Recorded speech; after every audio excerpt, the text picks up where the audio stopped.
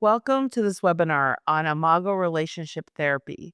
Maybe you want to work with couples, or you have been working with couples, or you just want to learn more about how relationships work for your own personal relationship. Well, today I'm going to go through the theory of Imago, a little clip of a session, and just tell you the highlights, a taste of Imago, if you will. So, if you're interested in a more interactive format, I do have live versions of this webinar where you can ask me questions and interact with your colleagues a little bit more. But in the meantime, please join me as I give you a taste of Imago. I believe that thinking this way and using these tools will transform your work with couples. It will reduce your anxiety in working with couples and it'll help you understand what's actually happening in your couple's work, as well as in your own relationships. Let's just start by thinking about your journey in working with couples. Perhaps you can think about a challenge that you faced in your couple's work and think about why you love working with couples or you would hope to. Couples work is full of joy and challenges. And our goal in helping you work with couples is to increase your joy and their joy in the process and decrease the challenges. This is for you if you have worked with couples and you feel lost in kind of the emotional storm of the couple. You struggle to navigate those intense couple dynamics where you can really leave feeling drained or confused or even questioning if this is for you. If you're unsure of what direction to take with the couple, moment to moment, and you need clear ways to guide couples towards that connection that they're really longing for, or if you feel overwhelmed by feelings of hopelessness or feeling lost when couples get stuck. If you're carrying the load and often feel like you're doing more work than the couple, then this is a great modality for you to consider. This is an evidence based modality. So if you value approaches grounded in solid research, we've got you. The brain research, especially in the last 15 years, has really validated everything that Imago has been doing for decades. This is a structured framework. So if you like sort of a step by step approach, at least as an underpinning to your work to have a clear idea of what you're doing, and you seek a method that really holds both partners equally. So you're not taking sides and they're not feeling like you're taking sides. Then this is a great method for you. This is a method where we work towards lasting healing and change, really transformation, and not quick fixes. This is for you if you feel like you want more confidence in your work, better relationships at home for yourself, with your children, with your friendships, and with a partner. And if you're desiring professional growth to expand clinical skills as well as your own personal development. And if you want to seamlessly integrate this approach into your existing approaches, this is very congruent with other modalities that are very popular, such as internal family systems, EMDR, somatic experiencing, sort of the the programs and the approaches that have been so effective with trauma. This integrates very well. So you're working with the relational trauma and the relational aspect of the individual and the individuals that are in relationship with each other, as well as working with a trauma informed approach. Everyone is welcome in our training. We have very diverse, I have very diverse classes. I'll just say that for whatever reason, we have a great diverse community locally in Austin and around the world where all types of people, whatever their age, their background, their identity, can feel that this approach would fit in with the way they think and the way they work. Our turning point in our relationship and my relationship with my partner When we found Imago, we discovered a completely new approach to our relationship. We were pretty unconscious about why we had such a volatile relationship with lots of really positive high highs and really hard low lows. And we learned to listen, which was something I thought I was pretty good at as a therapist, but it turns out with my partner, I was not listening deeply to him in a way where I could really understand what he was trying to tell me. I learned to cross the bridge into his world, really listen to what he's telling me with curiosity. And of course, as a therapist, I was trained to label and to diagnose and to try to treat. And those things made our marriage just very difficult. So when we both could commit to listening to each other more deeply and our own personal growth that was being highlighted by the dynamics in our relationship, that was a huge turning point for us. And it has actually not been one turning point, but many turning points as we've hit different stages in our relationship from having children, moving, aging parents, empty nest, career changes. All of these things have required us to double down into this paradigm that we're on the same team and we need to try to understand each other and help each other grow and become who we're meant to be. So this was really powerful in our relationship. And Stephen will often say that Imago saved our marriage many times, as well as I would say that too. So part of what we have to keep reminding ourselves every day is that we're all works in progress, that he and I are doing our best, and that we're all just trying to be the best human beings we can. But at times we have the tendency to want to defend ourselves, and that interrupts our connection. So, using these tools every day in our relationship actually helps me be a better couples therapist as well. So, why Imago spoke to me? Why Imago spoke to me is that Imago is about growth. And the main focus is on developing a conscious partnership as a path to that wholeness that we came into the earth with and that we're trying to reclaim. The other focus is on healing that my partner and I are trying to be healed. We're trying to get our needs met, and that if we can be conscious about that, we can both heal and repair when there's a rupture. And then the third pillar was really the understanding of how our early unmet needs were shaping our dynamics and our adult lives. So, Imago is not just a set of skills or techniques, it's really a lens for seeing relationships completely differently as a vehicle towards conscious partnership. From one therapist to another, this community has been a beautiful resource for me in terms of mentorship, community, and friendships.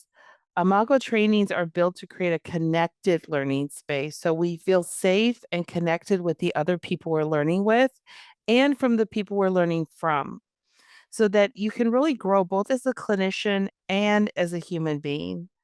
So here we have Rebecca Sears to the left of my picture, who has been such a profound mentor to me. We've traveled the world doing trainings all over the world together in Romania and Washington, D.C., and the Netherlands.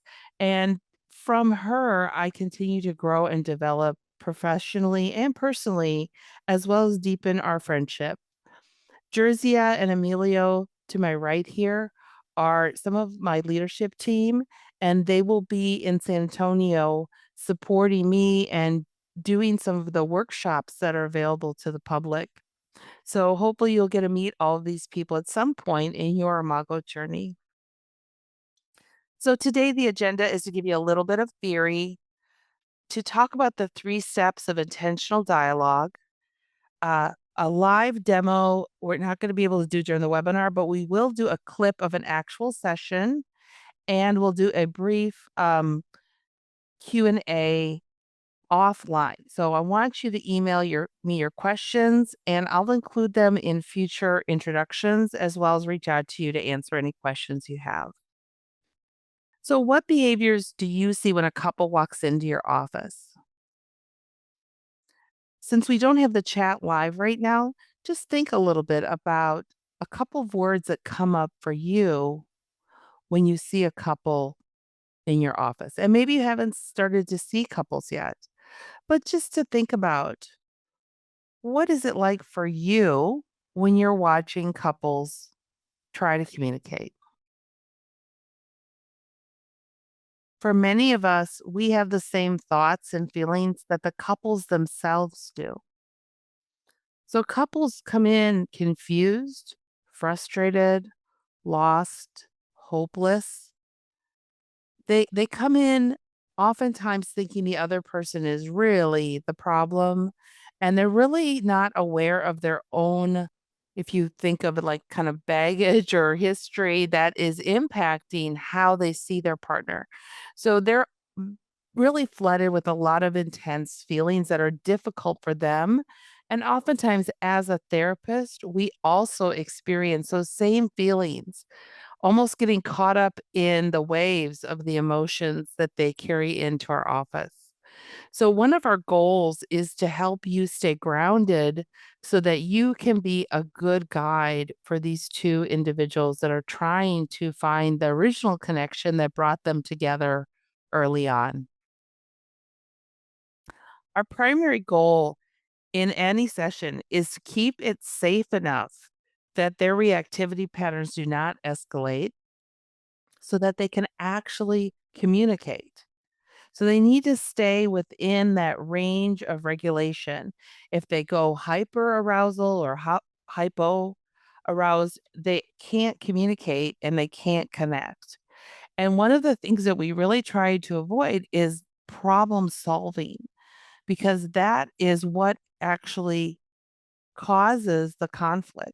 So we want to create an environment that is safe and connected because that's the environment they want to bring home to their families and they want to bring forward into the world. So we're going to go through the theory and we're going to start with the purpose of relationship. Why is it that we're built to create and want a relationship, a primary connected, committed relationship? Well, our theory says that it's to reclaim our original wholeness, that the relationship calls us towards healing and growth, both getting our unmet needs met, meaning the needs that we grew up not getting met, as well as stretching into the parts of ourselves we had to put away as we were growing up. So, the unconscious purpose of relationships is to finish our childhood's unfinished business. And we will say a little bit more about that, but really that there's a lot more to say. And rather than say it, what we do in our trainings is we help you experience how what's happening in your current life is connected to your history and where the stretch to reclaim some part of yourself may be important to having the relationship you want. So, again, through experience and experiential learning, we feel that you can get a better sense of what this means as part of the theory as well as you'll be a better guide for your couples because you'll understand just how tender those spots can be as we make connections from the past to the present moment. The second part of our theory is that we're attracted to people with opposite defensive adaptations. So we use a metaphor of the turtle and the octopus. The turtle's energy is about protection. And oftentimes, the person with this turtle strategy is trying to maintain the harmony between the two people by avoiding conflict. They also tend to move a little bit slower and really want to go at their own pace and be respected for the space and time that they need to think about their own needs and get in touch with what they need from the relationship. Oftentimes, then they're attracted to somebody with a very different adaptation.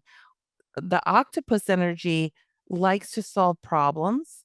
The octopus energy often maximizes, so they say more words, they think really quick, they um they often make connections with lots of people pretty quickly.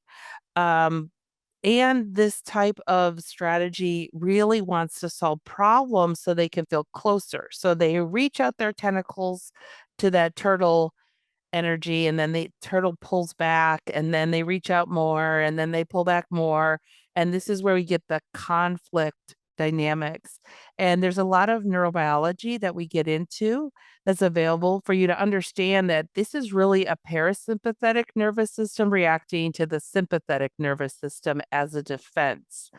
So each partner's adaptations are a mirror reflecting the underdeveloped or undeveloped parts of the other. So the octopus's challenge is to contain more and to reach for harmony versus problem solving more. And the turtle stretch is to reach out, make contact with the other, get curious, and drop sort of that desire for protection. So these are very important dynamics to understand in working with any couple. And this idea that we are drawn to someone with very different adaptations is not just about these defensive patterns, but others as well. So if we have an undeveloped social part, we'll be drawn to somebody who has a lot of great social skills. If we have an underdeveloped athletic part, we may be really drawn to someone who's very athletic or really loves to be in the physical, move their body, enjoy their body. And the idea is that there has a purpose of moving us towards more balance and developing these underdeveloped parts of ourselves because we want the relationship to work. I like this cartoon. Our marriage is in trouble. We need to talk about it. Our marriage is in trouble. I better keep my mouth shut. So, where is the turtle energy here? And where is the octopus energy? We recognize this pattern, of course, even if we don't work with couples yet. The third concept that I want to highlight today is that conflict is growth trying to happen, that we don't see conflict as a dysfunction in any couple's relationship, but really an invitation for growth and healing. And we believe it's an evolutionary signal that the relationship is calling them to become a conscious partnership, to work as a team versus to compete or have conflict against each other. So they team up against their pattern versus teaming up or not teaming up and fighting against the other one. And we believe that conflict is an opportunity for healing, that unmet needs are surfaced by the current conflict to understand what needs weren't met in the past that are trying to get met now. And that understanding that the partner will have to reclaim lost parts and stretch to meet those unmet needs. And this allows the fulfillment of what we think of as like our soul's blueprint, our real purpose, like a way to help us get our gifts and talents into the world. As we grow and heal in our relationships, we become more available to the world to help the world heal and grow. So the deeper why is important. We want to work beyond surface issues and understand they're not fighting about the dishwashers or the remote or whatever, the money, sex. That's not what they're really fighting about. But they're fighting about feeling unheard or unworthy. And that experience or that fear is often unconscious and is often buried beneath the surface. Childhood defenses are built early and they react from protective patterns in childhood. So there's ways that the turtle strategy gets built in childhood by a lot of intrusiveness, and there's a way the octopus energy gets built in childhood through a lack of attention or even neglect. So our role as a therapist is to slow a process down, and we're going to talk about that process, but to slow it down to create safety and space so new patterns can begin to emerge, new awareness of what's actually happening, not the surface, but the deeper conflict that is trying to bring unmet needs and lost parts to the surface. And we work in the space between the two people. And this is really important that we believe the relationship and the space between those two people has a wisdom, has an intelligence that brings the messiness forward in order to sort it through it and develop more understanding of what's actually happening. So, as a therapist, we learn to trust that the couple together will find better answers than we can. And that, as a therapist, takes off a lot of pressure and responsibility that causes our own reactive strategies to start to surface in a couple session. So if we tend towards a minimizing strategy, when there's a lot of reactivity in the space between a couple, we may pull back when actually the couple needs us to step forward and hold the space a little bit more for them, slow things down, take a little more directive strategy. Or we may become overactive like that octopus strategy, and we might get in there and try to problem solve or even give advice. So things that we believe would actually interrupt the intelligence of the space's work that is going to happen when the couple does the work themselves. So we want to help this couple cross that bridge into the world of another and understanding that when we go to a foreign space that we've never been to, we don't understand the rules. It's confusing, it's scary, it's overwhelming, and may even cause us to doubt the way we think or the way we do things. And so it's very important that we help this couple go slow across the bridge, slowly dropping their own assumptions, their own conditioning, to really enter fully with curiosity what it is on that other side of the bridge that their partner's holding that is the key to their underdeveloped parts.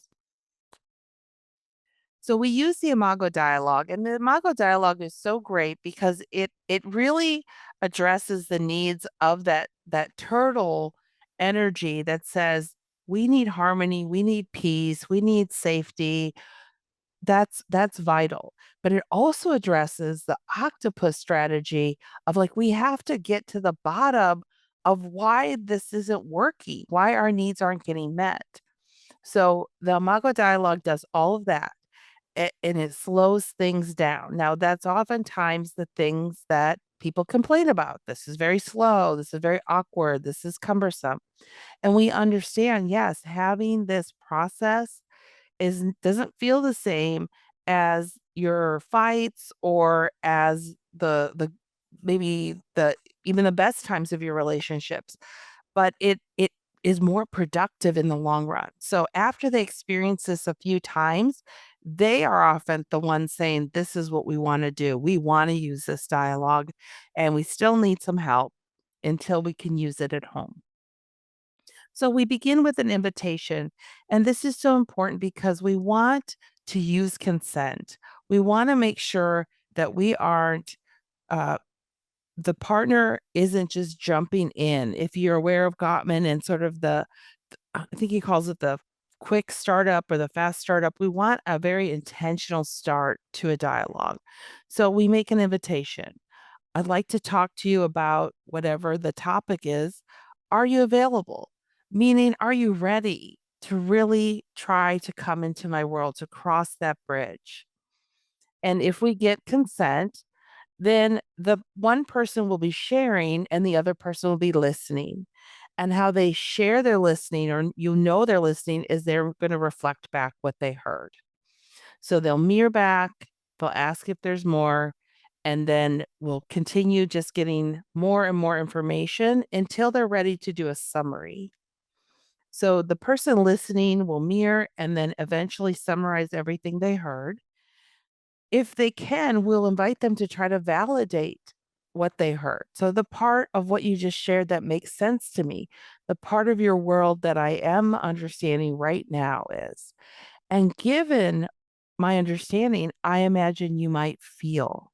And that's where we begin to develop the ability to feel and express empathy, which is where connection really comes from. And then we'll either switch so the other person can also share and be heard, or we'll close if both people have shared. And we'll close that particular dialogue. So there's a beginning and there's an end, which is actually deeply satisfying and it supports safety between the couple. So the power of Imago dialogue is following these steps. So first mirroring, I heard you say, and then checking, am I with you? Am I understanding what you shared? Did I get it mostly right? And then is there more? And so the person who's sharing can keep reflecting back if what they are hearing their partner share is what they both what they said and what they meant. When we go to a mirror, when we look in the mirror, we're often checking, do I look the way I want to look? Do I need to make an adjustment? And so having a good mirror allows the person to actually learn more about what they want to say and deepen what they're saying. And then once they finish, they say, no, there's no more about that subject. Then there's a summary. And then the person can begin to make sense. You make sense. And what makes sense to me is I hear what you're saying and it matters to me. And then they'll check, does that feel validating? And the partner can say, this is the piece I would like you to understand. And they can do some more clarification, which it also would also be mirrored. And then the receiver, given that, I imagine you might feel, and they use a feeling word, and then they check, is that what you're feeling? So this is a basic structure of the Imago dialogue, and then they would switch places. And we try to stay on just one topic. So if we started with paying bills, then the other person is going to talk about their perspective on paying bills. They're not going to switch into a different subject. I'd like to invite you to watch this live demonstration from a workshop of David and Bentley. And I want you to notice how they start off. It's a little bit, feels a little structured, a little artificial, and that's okay because they're just learning this particular dialogue. But notice as they keep talking how it deepens their connection and they begin to find a new place with new insights that maybe they've never thought of before. So I'll take a moment here. Good. David, Bentley, thank you for coming up. Let's take a moment to put your attention here to the space between you. This precious relationship, so lucky to have found each other.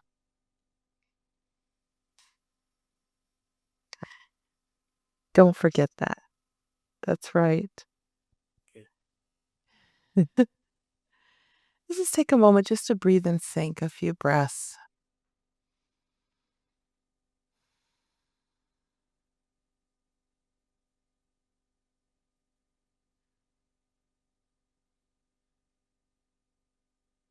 Bentley, whenever you feel ready, you can start. I would like to share something about my early life experience. Is now a good time? Sure.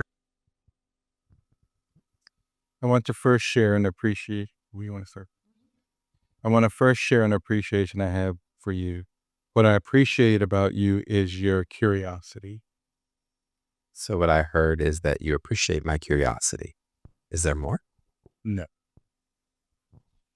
When I was a child, my caretakers were generally intrusive. My relational challenge with them was to get free from feeling controlled by others. So what I heard was when you were young, your relational challenge with your parents was that they were intrusive and that you were trying to get free from being controlled by others. Am I with you? Yes. Is there more? No. When I remember that, I feel angry. So what I hear is when you remember that, you're angry. Am I with you? Yes. Is there more? Yes. Suffocated and wanting to get the hell out. So I hear that you also felt suffocated and wanted to get the hell out. Yes. I'm with you. Yes. Is there more? No. What I needed most from them was to have space and time to myself on a regular basis. So what I heard that you needed the most was to have time and space from them for yourself. Am I with you? Yes. And that's what I brought into this relationship.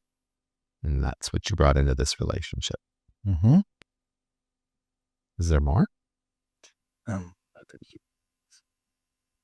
Thank you.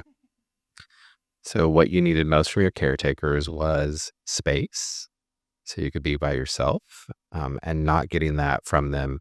You brought that into our relationship. yes. Oh, so yeah. Mhm. So in summary, your caretakers were generally intrusive. They were very controlling and telling you what to do and how to do it. Mm-hmm. And you really wanted space for yourself. And because you didn't get that, you often felt like you wanted to get the hell out. Um, and that you did not like being controlled. And not getting that from them has brought that need into our relationship. Is that a fair summary? Yes. I think it's important, though, that I emphasize that it's such a part of my core that at 15, when I left home, I swore I'd never go back. And nearly 30 years later, when I was moving close to Pittsburgh and, 2.5 hours away, I could feel the suffocation just by being 2.5 hours away from them. And so I know I brought that because, you see it when it shows up. Yeah. So what I'm hearing is that you really want to emphasize that that suffocation was so big that at age 15, when you left home, you swore you would never go back. And then whenever you were 30 getting years later. close to moving back to Pittsburgh, which was 30 years later, that you could feel that suffocation, even knowing you were only going to be 2.5 hours away. Yes. And that really stuck with you, Yes. honestly, until your mom died. Yeah. Yeah. I had nightmares. But anyway. Yes. Mhm. Mm-hmm. Yeah, and just to emphasize, so then you really owned that you really brought that experience of feeling suffocated into this relationship. Yeah, beautiful. So you make sense. And what makes sense is that your caretakers were very controlling, um, and expected a lot out of you and wanted to tell you exactly how to live and be. And that challenge would have been very hurtful for you, trying to be expansive and the person that you want to be. And it also makes sense that not getting that in your early years, that you would bring that into our relationship. Does that sound like an accurate validation? Yes. Okay. Given that, I can imagine that if your relationship was met with what? Your relationship need maybe was met. So the time and the space and Okay. So given that, I can imagine that if your relationship need of time and space had been met, you might feel, well, actually, if it is met by you. Jesus. Not Jesus. You. Maybe you should pray to me. It's just hypothetical. You're just imagining. Okay, let's do this again. Given that, I can imagine that if your relationship need of time and space were met by me, you might feel more at ease, more at home. And there would be times that you would be actually more accessible. That is the word I was thinking. Yes. Very good. So is that the feeling? I say you struck gold right there. Accessible. Yes. Okay. Thank you for sharing with me your unmet need caused by your childhood challenges. I want to very much thank you for the needs. Uh, I want very much for you to have your needs met in our relationship. Thank you for listening. And thank you for listening and for wanting to understand this about me and for helping me with it. Beautiful. Yes, you can clap. Thank you so much. Beautiful. Okay, you can return to your chairs. That's just one example with two unique individuals, and every dialogue looks and feels a little bit differently based on who is facilitating and some of the clinical choices that they might make, as well as the two individuals' abilities to stay regulated and to listen and share. But in the Imago dialogue, we believe this really creates safety because both people get to feel heard, even if the content of what they're sharing uh, contains a problem that isn't necessarily resolved. At least they both feel heard. And this really promotes differentiation that we're two different people with two different worlds, and we can still feel connected, even though there are differences. It builds skills, real skills that they can take into their everyday lives. They can listen more deeply to all the people in their life. And this is a very powerful tool. Almost everyone who trains sees the application of this in other areas of their life. It's culturally relevant because it's neutral. We're not controlling what they talk about or even how they talk about it, other than the pace and trying to help them with tone and this type of thing. But really, we're neutral, and so they can bring their own cultural um, way of speaking and thinking into the session. It's also very sensitive to men's preferences, I believe, and that's a pretty stereotypical and gendered statement.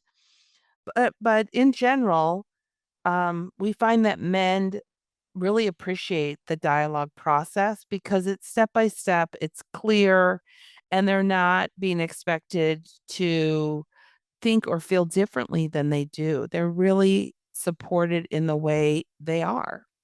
And they get to learn some skills that maybe socially they didn't get to learn growing up, like how to cross the bridge and have empathy. So this is really empowering to our couples. So imagine this, working with couples where there's real listening and they're really hearing each other, even beyond the words. And there's a sense that they are understanding each other. They're making sense not just of their partner, but of themselves. And then you get to witness this connection. So they leave feeling closer, not just calmer, but really connected. So, how would this feel for them and for you if this is how your couple sessions were going? So, just thinking about any takeaways you had today, what's one idea or shift that you're taking away? There are so many concepts here that are very foreign to the way we're taught to think and behave in society. And especially as therapists, we are really trained to figure out problems, solve problems, diagnose, and treat. And here we are instead facilitating a process where the cure is between the couple, not coming from us. So there's a few training opportunities that I want to highlight coming up. In San Antonio, Texas, we'll have a full week of training. There's a free relationship workshop you can attend with a partner or as an individual. And it starts Monday night and it's all day Tuesday and Wednesday. And then Thursday, we'll start our conference. And Thursday night, there's a keynote on starting a relationship revolution. And this is really about the relational paradigm, which is another core Imago concept that we'll be talking about during this keynote. And then October 9th through the 12th will be the clinical training days, 4 days where you'll be training in smaller groups so that you have that personal connection with a cohort of your colleagues, and you can continue on with that cohort for certification. So this is part of a certification track. It's the first of 3 parts, and we do offer 30 CEUs for that week. We also have a clinical training starting in the spring in Austin, which will be the same days 1 through 4. And we have a Getting Love You Want digital workshop, which is a self-paced workshop you can do with your partner at home at your own pace, as well as full weekend intense workshops are throughout the year. So I'd love to invite you to join me for this transformative experience in any of these opportunities. You can sign up now. You can email me or check out my website, and you can apply and register there. Or just reach out to me on WhatsApp and let me know, hey, I have questions. There was something I want to know more about. And I can refer you to other resources and places where you can get your questions answered. So thank you for joining me today. It's a real honor to be able to teach and support clinicians who are doing this important work of helping people have more satisfying relationships and understand themselves and what's trying to happen in the conflict in their relationships. So, thank you so much for your time, and I look forward to connecting with you one on one soon.